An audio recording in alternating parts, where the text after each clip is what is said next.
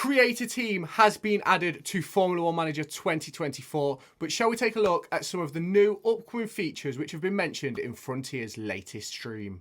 So we'll get on to Create a Team to start off with. So we have found out over the past 48 hours that the Creator Team will be a new 11th team on the grid. You won't be replacing a former team, and I think that is mega. We're going to have 22 cars on the F1 Manager grid, and I think that is amazing. If you are looking forward to the new F1 Manager game, make sure you hit that subscribe button down below or in this top corner. Let me know down below if you're going to pre-order it or wait for the full release.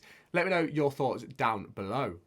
Now, based on the comments made in the stream of the Frontier devs just on Wednesday evening, it appears that you're going to be able to decide whether your team was the best on the grid, the worst on the grid, in the midfield.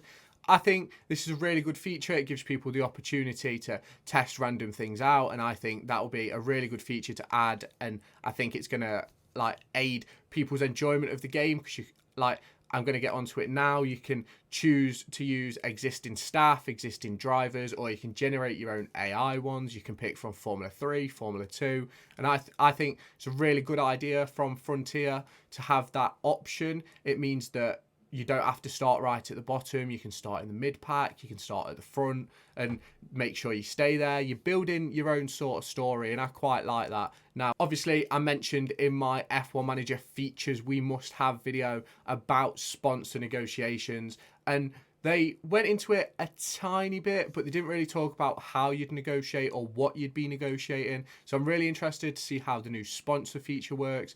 They said that it's a completely revamped system across the entirety of the game, so not just within the Create a Team series. And I think that is massively important. I thought the sponsor system was a bit basic, to be completely honest with you. You just sort of clicked a number of how many events and this, that, and the other. There wasn't really much to it, in my opinion. And also to do with sponsors, due to the livery development feature, which they are adding for 24, we have now the ability to place the sponsors where we want them, the size, the colour, whether it goes on your front wing, your rear wing, whether it goes on your side pods, whether it goes on the intake at the top of the car. I think it's massively important that we have that feature. And obviously the livery designer, it's a massive improvement on the previous games. It means that for the Creator Team, I'm not sure if it spreads into the other modes. They didn't mention that on the stream, but the livery development feature, I think, is going to be amazing. You can create liveries for your own team, for one-off races. Remember the white Red Bull that they used? Mercedes have done one. Mercedes have done one in the past. Ferrari have done theirs. You can also develop your own race suits and helmets and hats and things like that. And I think that is really important. I think it's very good to have that sort of stuff, because you can sort of have the car matching your team. And I think that's really impressive, because that is what happens in real life. The designs, the colours, they're all sort of interlinked in some way, shape, size or form. Now, for the all-round game, they only mentioned a few features. They're adding in a new mentality feature for drivers and staff. Now, they didn't really go into too much detail about this, but I believe this will be to do with drivers' form, team form, and how you keep your drivers happy, your staff happy, and I personally think that is going to end up affecting performance. So it doesn't matter if you have 95 Verstappen, if you're not performing very well, if you're not winning races and things like that, he's probably going to get upset with the team, and then his performances will probably slip. I think you'll have things like that. Like when they crash, I think the mentality will drop and they'll lose confidence and things like that. Obviously, they brought in the big confidence feature for last season, and I thought that was a really good feature to add in. It added in a bigger element. Now, obviously, we mentioned in the previous video that they were adding mechanical failures. Now, I'm really intrigued to see how this works, because obviously, as a manager, essentially, you will know that a mechanical DNF is going to occur. So it's sort of are they going to be able to let you manage races? Are they going to be able to let you manage making sure you finish a race? Like if you go back to Spain, I think it was 2022, Lewis Hamilton had that contact early on with Kevin Magnussen, and he would have finished, I believe it was P4, if it wasn't for him having to do essentially like a ton of lift and coast to make sure the engine got to the end without exploding. Obviously, we saw at the weekend in Australia, Lewis Hamilton's car just cut out. Now, that was to do with an engine sensor. Are we going to have failures like that? Are we going to have punctures? Because obviously, yes, you sort of get them already where one of the tyre loses all its like ability, let's say, but it's not really a massive feature. It only really happens when you've had contact. So it'll be interesting to see how that develops. Obviously, when you get lower down in the tyre percentages, I think the risk for like tyre blowouts should increase. Obviously, with the new DNF feature, it's going to be important to see how you manage power units. Are we going to get like what they have in Formula One, where you have a power unit that you can use in practice that doesn't affect your race allocation?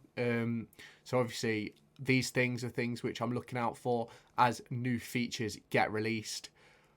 And they did talk about a new camera angle. Now, they didn't really say much about the camera angle, just that it would improve the immersion within the game. Now, I'm really interested to see what they do with these camera angles. Obviously, they brought in helmet cam last year, which I thought was a really good feature. But for me, as a manager, how much do they use the helmet cam features? I know like they'll have an onboard shot in the garage somewhere, but how much do they follow the onboard?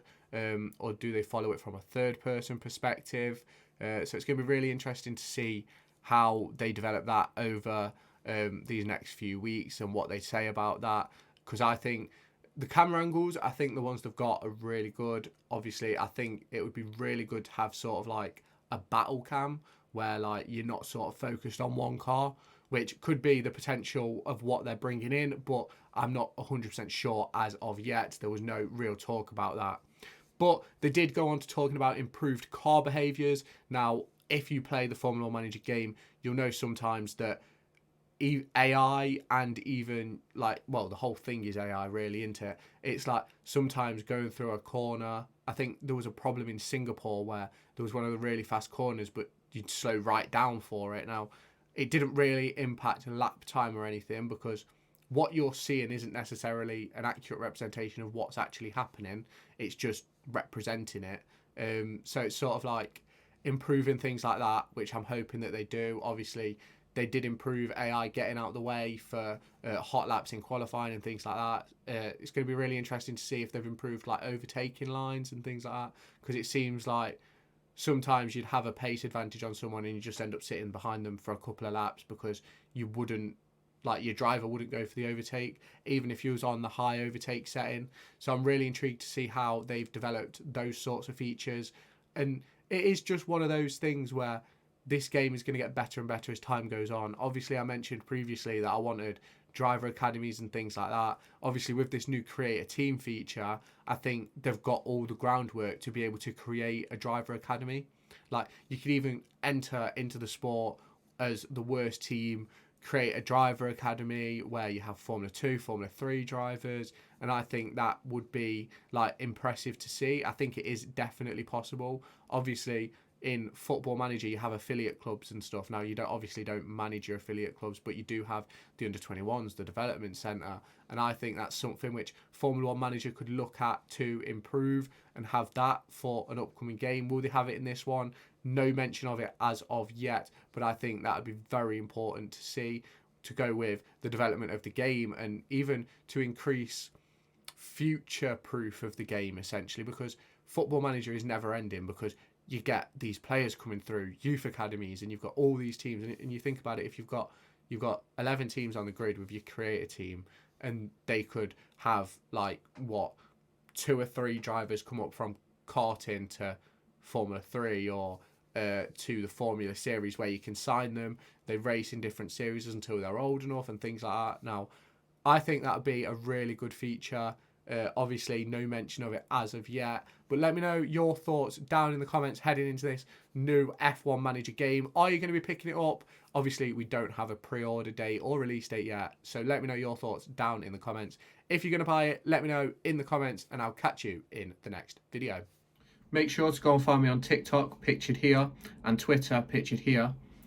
These are the places where I'll keep you all up to date with all my upcoming videos and my thoughts and feelings around the Formula 1 and football weekend.